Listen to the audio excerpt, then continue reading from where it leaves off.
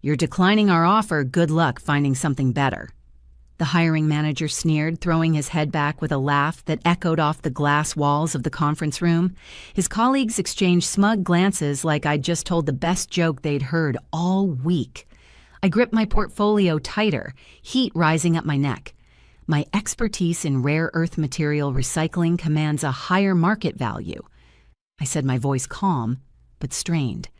8 years of specialized experience isn't reflected in this offer. He leaned back, smug. "We have 20 eager candidates who'd accept this salary without question." He tapped my resume like it was a napkin. "Perhaps you've overestimated your importance." Something in me snapped. I stood up, smoothed my dress, locked eyes with him. "No, I haven't, but you certainly have underestimated it." And I walked out. I could hear their laughter behind me, their disbelief that I dared to say no. 3 weeks of interviews, and it all ended in mockery. 2 weeks left until rent was due. Savings dwindling, anxiety chewing through the seams of my spine. But I never imagined that within 72 hours everything would change. Before I tell you how I turned that humiliation into the greatest triumph of my career, I want you to remember something. Think of the last time someone undervalued you. That feeling in your chest. That slow burn of disbelief, rage, and disappointment. Hold on to that. Because what comes next might just give you the courage to never let anyone treat you like you're disposable again. My name is Belinda Arvello, and 6 months ago, I was the invisible force behind one of the most significant breakthroughs in rare earth material, recycling and innovation that slashed extraction costs by 42% and boosted yield purity to levels that turned heads across environmental science and tech manufacturing. But you wouldn't have seen my name on any of the press releases, or on the keynote presentation at the Earth Resources Conference last fall. That was Meredith's name, my supervisor. She wore the spotlight like perfume, spoke with polished ease fielding questions about her innovative approach, while I sat in the third row, hands folded in my lap, my mouth tasting like copper. I had been the one running late-night tests in the poorly ventilated basement lab, the one calculating molecular bonding patterns at 3 a.m. with a mug of cold coffee and a throbbing forehead. 3 years of quiet work. 3 years of being just the researcher. My father used to say, "Let your work be your voice, Mija." Excellence always rises. He taught high school chemistry back in San Juan before we moved to Michigan. My mother taught literature. Between the two of them, I learned to think in formulas and metaphors, to believe that brilliance didn't need to shout.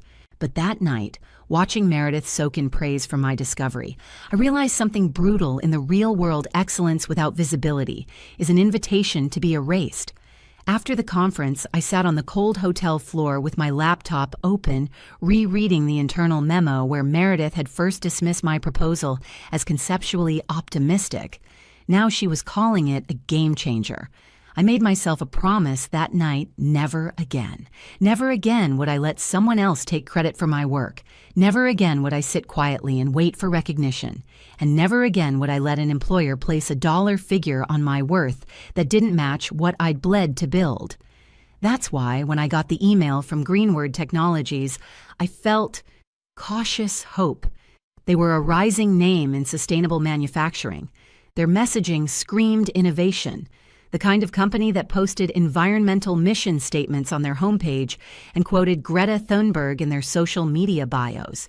Their hiring process was intense: 3 technical interviews, 1 presentation on my research methods, and back-to-back meetings with 5 department heads. But I held my own.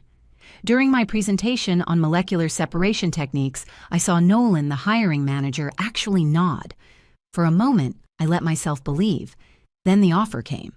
The email subject line: "Congratulations, join the future of green manufacturing." I clicked it with a flutter in my chest, and there it was, a salary offer that barely exceeded what I'd made as a mid-level researcher for a senior role, a role that demanded niche expertise fewer than 50 people in the country held. It was a slap dressed as a handshake. I spent a full day preparing for the negotiation: market research, salary data, comparisons, talking points. I rehearsed like I was prepping for court. What I didn't prepare for was being laughed at. What I didn't expect was the ridicule. After the meeting, I sat in my car in the parking lot gripping the steering wheel. My reflection in the rearview mirror looked glassy-eyed numb. What had I done? Had I just made a massive mistake? In this economy with green initiatives facing budget cuts and layoffs across the industry, had I just thrown away my only chance? My phone buzzed, a text from my sister, Lucia. How'd it go? I didn't answer. Instead, I drove home to my modest one-bedroom apartment and heated up leftover arroz con gandules. The scent of sofrito reminded me of Sundays in our tiny Michigan kitchen, my dad humming while grading lab reports, my mom editing student essays at the table. They'd raised me to believe hard work and humility always paid off. But now I wasn't sure that was true. I finally called Lucia. You did what she gasped when I told her. They offered junior pay for senior-level work. I explained pacing in my tiny kitchen. Then he laughed when I countered. Belinda, rent is due in 2 weeks. You have bills, groceries. Life, I'll figure it out. She sighed so loud it buzzed in my ear. I love that you stood up for yourself, but maybe call them back tomorrow. Say you've reconsidered and start a job knowing I'm undervalued from day one. No thanks. We hung up with tension humming between us. That night, I opened my laptop and applied to 14 new positions, scheduled 2 interviews, updated my LinkedIn and recalculated my budget. 53 days. If I cut everything non-essential, that's how long I could stay afloat. Not ideal, but not impossible. I wouldn't let them break me, not this time. The next morning, I woke up before dawn with the kind of nervous energy that makes sleep feel like a luxury. I laced up my running shoes and pushed myself into the cold Michigan air, my lungs burning with each breath. My brain kept replaying Nolan's laugh, that echo bouncing in my skull like a cruel metronome. Was I wrong? Had I overestimated my worth? Maybe Meredith was right to present my discovery as her own. Maybe I was just a cog, replaceable, invisible. No. I stopped mid-run, my shoes skidding against frozen pavement. I wasn't going to let that narrative grow roots. I knew what I had built, what I had sacrificed. I had seen the data, the purity levels, the cost savings. This wasn't ego. It was evidence. 3 days passed. I poured myself into preparing for my upcoming interviews. This time, I led with compensation expectations. No more letting companies string me along for 6 meetings only to discover they had budget constraints. And then on the 3rd day at exactly 2:17 p.m., my phone rang. Unknown number. I hesitated before answering. Hello, this is Belinda. A pause. Then a deep measured voice. Ms. Arvello. This is Darren Winslow, CEO of Greenword Technologies. My breath hitched. I had never spoken to him, never even seen him. I heard you turned down our offer, he said. That's unusual. I said nothing. Let him talk. After you left, he continued, our engineering team took another look at your work, specifically the molecular separation technique for lithium extraction. They now believe your method could revolutionize our production line. The projected savings are significant, far more than we initially calculated. I sat down slowly at my kitchen table, my heart pounding. Miss Arvello, are you still with me? I'm here, I said calmly. I'm just considering what it would take for me to join a company where qualified candidates are mocked for knowing their value. Silence. A full 5 seconds of silence. I understand your hesitation, he finally said. What would it take to bring you on board? I'd thought about this moment. Not specifically with Greenword, but in general. I'd rehearsed it in the shower on long walks in front of the mirror. I'd need 3 things, I said. Go on. First, market rate compensation plus 15% to account for the initial disrespect. Second, I lead the materials division with full autonomy. No rubber stamping, no approvals from someone who doesn't understand the science. He grunted softly. Reasonable. And third, I implement transparent salary bands across all departments. No hidden disparities, no racial or gender pay gaps. If you want someone with vision, I bring it system-wide. A longer silence this time. The first 2 are doable, he said cautiously. The third is unconventional. So was laughing at a candidate, I said, Yet here we are. You're asking for salary transparency. Yes, with particular attention to addressing the historical underpayment of women and minorities in STEM. I've experienced it. I won't be complicit in perpetuating it. He sighed. I need to talk to the board. Can I call you back tomorrow? I'll await your call. 10 minutes later, an email landed in my inbox from Nolan. Subject follow-up to today's conversation, Ms. Arvello. I understand you spoke with our CEO. Please reconsider our offer. The manufacturing project has already been scheduled around implementing your extraction method. We can't meet our deadlines without your expertise. I apologize if our previous meeting ended on a negative note. I'd be happy to discuss terms that would make you comfortable joining our team. I stared at the screen. The man who mocked me now groveling. I closed my laptop without replying.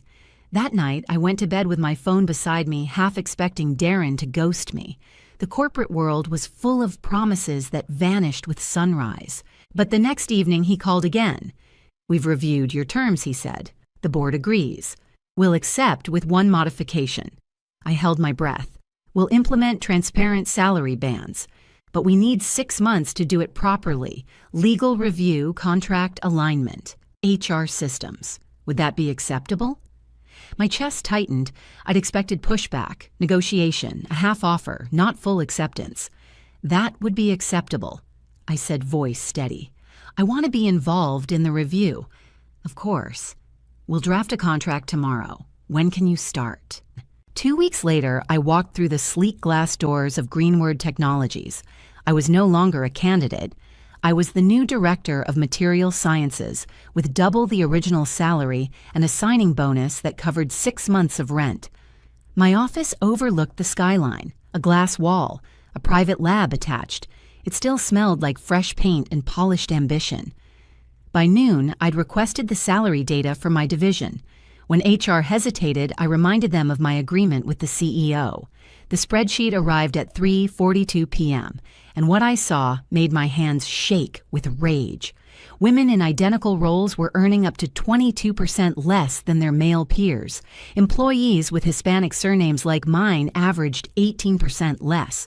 The longest tenured employees, those who didn't negotiate aggressively, were making substantially less than new hires. I sat there in silence, that old fire reigniting. This wasn't just about me anymore. It never had been. I didn't slam doors, I didn't scream, I didn't send scathing emails. I opened Excel, and I started building a system that would expose everything the company had buried in shadows. By the end of my first week, I had compiled a full compensation discrepancy report across all roles in the materials division. I layered in markers for gender, ethnicity, tenure, and performance reviews. The patterns were sickeningly clear. The silence surrounding them even worse. But I knew better than to confront the rot head-on. Not yet. So I bided my time.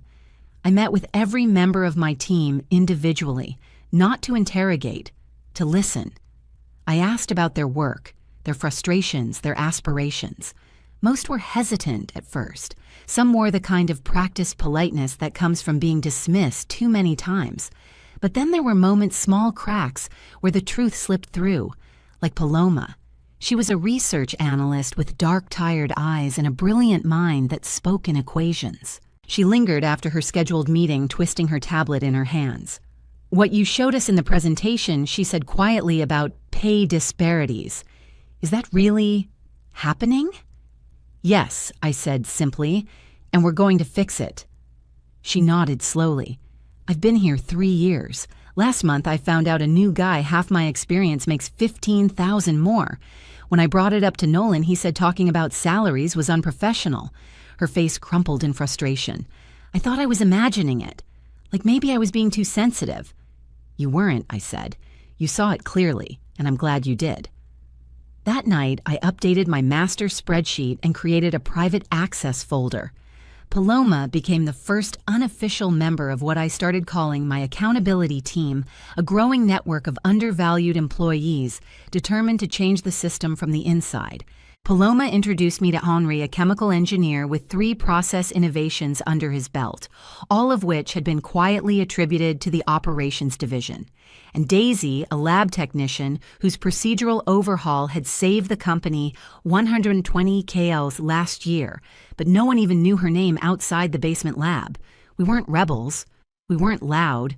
We were careful, methodical, precise. Together, we converted an abandoned storage room into a secondary testing space using salvaged equipment. When supply orders were mysteriously delayed, we documented everything. Every accidental omission, every scheduling glitch, every email that was mysteriously buried in a group thread. We built a digital trail so detailed that even the most polished executive couldn't gaslight it away. Then came the results. After 6 weeks, we had a prototype tailored to Greenwood's specific manufacturing processes. It increased rare earth recovery rates by 37% and reduced chemical waste by 44%. The potential impact on production millions. I requested a presentation slot at the next executive meeting. Darren approved it without hesitation. That Friday, I stood in front of the board with my team seated behind me, Paloma, Henri, Daisy. Our slides were tight. Our projections airtight, our methodology bulletproof. This process, I concluded, could redefine our company's role in sustainable material extraction. And if we're serious about environmental leadership, this is the moment to prove it. Darren leaned forward, visibly impressed. Several board members asked questions, took notes, nodded, and then Nolan spoke. These results, he said with a practiced frown, are preliminary. Implementation would require significant retooling of the production line. That's not accounted for in the current budget. Actually, I said, pulling up our next slide, we've calculated total implementation costs, including retooling training and a 15% contingency buffer. Even with these expenses, ROI would be achieved in 9 months with projected annual savings exceeding $12 million. Murmurs of approval. Nolan's jaw twitched. He tried again. Production downtime could cost us more than you've calculated. We can't afford to gamble on this. We're not gambling, I replied. We've designed a phased implementation using the auxiliary line. Main production will only pause for 2 48-hour windows. Our Gantt chart details the timeline. It's in your packets. I watched him flip through the pages, his eyes hardening as he saw what we'd prepared. The board approved expedited funding on the spot. After the meeting, Darren pulled me aside. Impressive, he said. This is why we brought you in. Thank you, I replied, keeping my voice measured, though the process has been obstructed at points. He raised an eyebrow. Obstructed nothing. My team can't handle, I said with a faint smile, but we should talk. Privately. Across the room, Nolan watched us. His smile was tight. His grip on his tablet white-knuckled. The following Monday, my key card was suddenly deactivated from the main lab. Security had no explanation. I texted Paloma. She met me at the side entrance 5 minutes later. They're escalating, she whispered. Also, the research server was maintenance locked last night. We lost access for them, yes. Henri's been mirroring everything to a secure cloud since your 2nd week. I smiled. Good. We continued as if we'd been set back on purpose.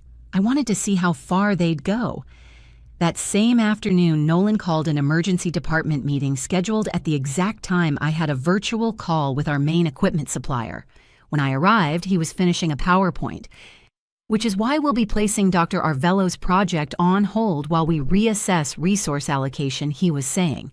Preliminary data needs more verification before full commitment. I stepped through the door. That's interesting, I said loudly, because the board approved funding last week and our equipment contract was signed this morning by Darren. The room went quiet. Nolan didn't flinch. Belinda, Dr. Arvello. Yes. The board approved initial funding, but I'm exercising my authority as COO to delay full implementation. Ah, COO. That explained the reach, the power, the resistance. I see, I said. And does the CEO know you're overriding board-backed directives? He hesitated. This isn't a cancellation, he said. It's a pause, a strategic one. That's funny, I replied, because I just got off the phone with Adaptive Systems. They begin delivering equipment Monday. Gasps, murmurs. I held up my tablet showing the signed agreement. Then I turned to the room. Let's discuss the actual timeline we'll be following. For 30 minutes, I led the meeting Nolan had tried to hijack. Assigned roles, delivered action plans, reinforced our path forward. Nolan sat frozen, smile brittle, eyes cold. At the door, he caught my arm. "You've made a serious miscalculation," he hissed. "This company ran fine before you. No one is irreplaceable." I looked him in the eye, calm, clear. "That's where you're wrong, Nolan. Some people are irreplaceable. The trick is knowing which ones." The weeks that followed felt like navigating a minefield. Every day brought new obstacles, subtle but deliberate, designed to wear me down. Emails went unanswered or bounced back. Meeting invites vanished from my calendar. Equipment orders were inexplicably delayed, sometimes by weeks.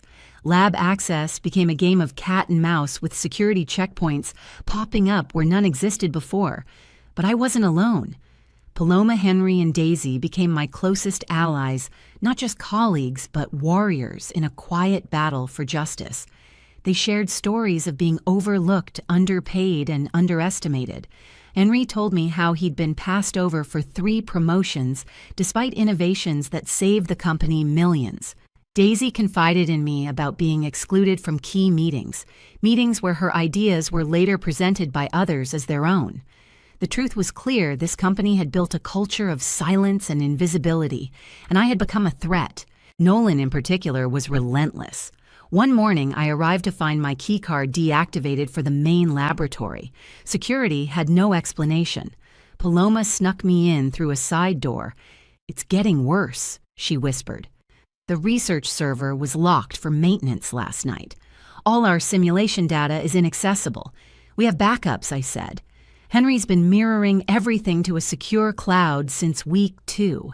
They don't know." We doubled down. Every setback was met with a strategic counter. When project timelines were manipulated, we documented the changes. When resources were diverted, we logged every email. I compiled a dossier that would eventually expose the sabotage. Then came the critical executive meeting. Nolan scheduled a department meeting precisely when I had a call with our key equipment supplier. By the time I arrived, Nolan was concluding his presentation. And for these reasons, we will place Dr. Arvello's project on hold pending further review of resources, he announced. I stepped into the room. "That's interesting," I said loud enough for all to hear, "considering the board approved expedited funding yesterday, and the contract with Adaptive Systems was signed this morning by Darren Winslow himself." Heads turned. Nolan forced a smile. "Belinda, the board approved initial funding, but I have final say over production scheduling as COO. Does the CEO know you're overriding a board-approved initiative?" A flicker of doubt crossed his face. "This is not a cancellation, merely a postponement." "I see," I replied. "Funny, because I missed the first part of this meeting due to a call confirming equipment delivery Monday." The room was thick with murmurs. Nolan tried to salvage his authority. "The delays are necessary to ensure smooth production. We cannot risk costly downtime." I pulled up the project plan. We designed a phased rollout to minimize disruption. 2 48-hour windows of mainline downtime. The plan is in your packets. Nolan's composure cracked. As the meeting ended, he caught me by the arm. "You've made a serious miscalculation," he hissed. "This company operated successfully long before you arrived. No one is irreplaceable." I met his glare evenly. "That's where you're wrong, Nolan. Some people are irreplaceable. The trick is knowing which ones." Behind the scenes, Nolan's resistance escalated. He circulated memos questioning my management style. Whispers about disruptive behavior and parallel power structures began to spread. Yet the executive team was watching. Darren called me into his office. "Nolan has concerns about your approach," he said. "He believes your compensation initiative is dividing the staff and undermining authority." I leaned forward. I documented every instance of obstruction: deleted meetings, delayed orders, withheld resources. I pulled out my tablet and shared the evidence. Emails instructing staff to delay projects, video clips of Nolan taking credit for my team's work, testimonies from employees. Darren's expression shifted from skepticism to stunned realization. "Nolan, is this accurate?" he stammered. "This is being taken out of context. It's a pattern," I said firmly. "A coordinated effort to undermine a board-approved project." Darren nodded. "Enough. Nolan will transition to an advisory role immediately. Operations will report directly to me until we find a replacement." A week later, Darren offered me a promotion. "Executive Vice President of Innovation and Operations," he said. "You'll oversee both your division and the operations team. Compensation adjusted accordingly." I stared at the contract. The salary was beyond what I'd imagined. "You've demonstrated technical brilliance," Darren continued. "But more importantly, leadership. You find problems, develop solutions, and stand by your principles." I accepted. 6 months after walking out of that humiliating interview, I sat at the head of the same conference table where Nolan had laughed at me. The company was transformed. Compensation transparency was fully implemented. Turnover halved. Productivity soared by 23%. My extraction process saved millions and put Greenward Technologies on the map as an industry leader. A new employee approached me after a meeting. "Dr. Arvello, your work is revolutionary," she said shyly. "It's why I wanted to join Greenward." I smiled. "Never let anyone tell you what you're worth." The news buzzed on my phone. My old company was collapsing, stock down 30% in 3 months. I closed the alert with satisfaction. Sometimes the best revenge isn't what you do to others, it's what you build for yourself. The quarterly town hall was a spectacle. Company-wide attendance streamed across regional offices, executives polished and poised, department heads prepping slide decks with bullet point wins and inflated impact metrics. I was scheduled last. Nolan, still COO for now, was slotted just before me. He strutted to the podium like it was a victory lap, throwing up charts and cost-cutting summaries. I watched silently as he claimed credit for operational efficiencies. He had no hand in describing system upgrades and workflow shifts born directly from my team's labor. Each lie was another tally mark in the column of betrayal. When it was finally my turn, I rose calmly and walked to the stage with a USB drive tucked between my fingers. Before I begin, I said into the mic I'd like to clarify something mentioned earlier. Click. Slide 1, 2 side-by-side photos, our original lab layout, and the revised production line Nolan claimed to have improved. These modifications were designed and implemented by Henri Dubois, a senior engineer on my team. He identified a bottleneck last quarter, proposed a solution, and personally oversaw its integration. Gasps. A few claps. Henri sat upright in his seat, stunned. Nolan's division did assist in the rollout. I continued, but the innovation began here. I tapped my chest. In this room, among undervalued minds. Click. Slide 2. Anonymized salary data broken down by role experience and demographics. Colored graphs, visualizing disparities that no argument could explain away. This, I said, is the current compensation structure across departments. The variances you see aren't based on merit output or tenure. The room shifted. People leaned in. Several employees locked eyes with one another, some in anger, others in dawning realization. Over the next 6 months, this will change. Click. Slide 3, projected salary bands tied to role complexity, experience, and peer benchmarks. We've established a transparent compensation framework. It's not perfect yet, but it's a start. A promise that your value will no longer be decided behind closed doors or based on who negotiates loudest. The applause started slow, then swelled. I stood steady, letting the moment breathe. From the corner of my eye, I saw Nolan stand and slip out through a side door. His empire of secrecy had finally cracked, and people could see it. After the town hall, I stayed behind to answer questions. Employees approached one after another. Some thanked me. Some looked haunted. Some whispered stories of long overdue raises and buried grievances. But then there was one I won't forget. A custodian in his late 50s, name tag reading Luis, approached with cautious eyes. "My daughter just graduated in chemical engineering," he said softly. "I've been working here 12 years. Always wanted her to work someplace where people like her get seen. I nodded, throat tight.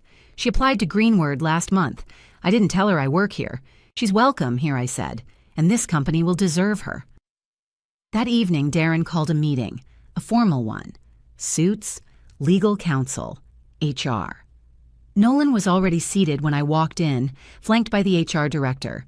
Dr. Arvello Darren began, "Nolan has raised concerns about your management style." Of course he had.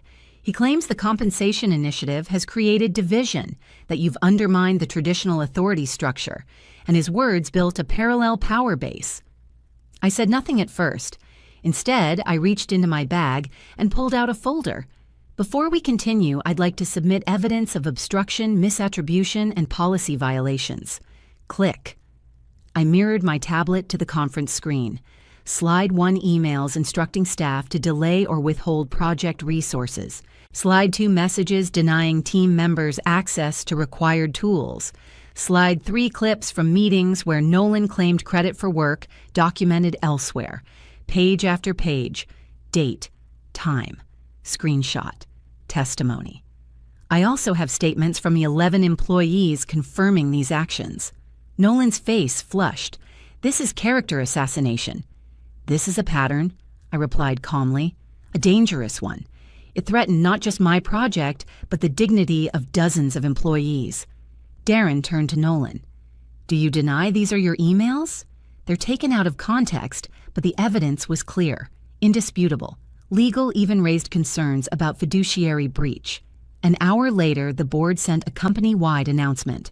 Nolan was removed from the COO position, transitioned to an advisory role with all active oversight duties revoked, the operations division now under my command. The next week I walked into the same glass-walled conference room where I had once been laughed at. Everything was different. The room had been remodeled. The chairs were softer, the lighting warmer. But the biggest change wasn't what you could see, it was what you could feel. Transparency, respect, accountability. I led my first joint meeting as Executive Vice President of Innovation and Operations. Across the table sat every department head, and beside me, Paloma, now promoted to Senior Research Lead. We went over timelines, logistics, hiring plans. Then I stood and addressed the room. I want to remind everyone of something I said. The systems we're building here aren't just about profit margins. They're about value, human value. Let's make sure we never forget that. Afterward, I spotted a new employee lingering at the edge of the room, young, sharp-eyed, clutching a tablet with white-knuckled nerves. She stepped forward, almost shy. Dr. Arvello, I just wanted to say thank you. I studied your work on lithium recycling in grad school. You're the reason I applied here. I smiled. And what you did with the salary transparency, my last job had the same problem, but no one did anything. Watching you, it gives me hope. I touched her shoulder gently. Never let anyone tell you your worth, and never be silent when someone else is being diminished. The Monday after that meeting, I arrived early. The building still smelled faintly of fresh paint and new upholstery from the recent renovations. But deeper than that, I felt something shift in the air, like the company itself was breathing differently, calmer, sharper, cleaner. I passed by the reception desk, nodding to Alina, the front desk coordinator. She used to barely look up. Now she greeted me with a genuine smile. "Morning, Dr. Arvello." "Morning." In the elevator, I checked my email. Buried among updates and budget approvals was a name I hadn't seen in a long time. Meredith, my old supervisor, the one who had taken credit for my breakthrough. She'd sent me a brief message. Belinda. I saw the article in Environmental Innovators Monthly. Impressive work. Congratulations on the promotion. Meredith, no apology, no acknowledgement of what she'd done. Just a thin, distant nod to my success, now that it was undeniable. I didn't reply. I didn't need to. Because that same day, a news alert popped up on my phone, former industry leader scrambles, as Tech Gap's Wyden extraction firm loses key government contract. It was my former company, the one where Meredith had basked in stolen credit. Their stock had dropped 31% in 3 months. Their process had failed to evolve, because innovation can't thrive in a culture that erases the minds behind it. I watched from my corner office overlooking the city. Behind me, Paloma and Henry were debating a new iteration of the lithium filter protocol. Daisy was on a call with a university team in Colorado recruiting more interns. Across the room, our young new hire Akira was testing composite samples. And I felt it. Not pride, not revenge, legacy. The quiet kind that doesn't scream, doesn't burn bridges, but instead builds better ones for others to cross. All because I stood my ground. All because I refused to laugh along with people who found value in diminishing mine. So if you're watching this right now, maybe from a job you hate, maybe after being told you're too much, too demanding, too bold, let me say this: you are not too much. You're just too big for the boxes small minds want to keep you in. If my story resonated with you, please hit that like button and subscribe to our channel. I want to hear from you. Have you ever been in a position where someone underestimated your worth? Maybe you stood your ground. Maybe you wish you had. Either way, share your story in the comments, because sometimes all it takes is one act of courage to change not just your life, but the culture around you. Knowing your worth isn't arrogance, it's survival. And one day, it might just be the key to building something no one can take from you.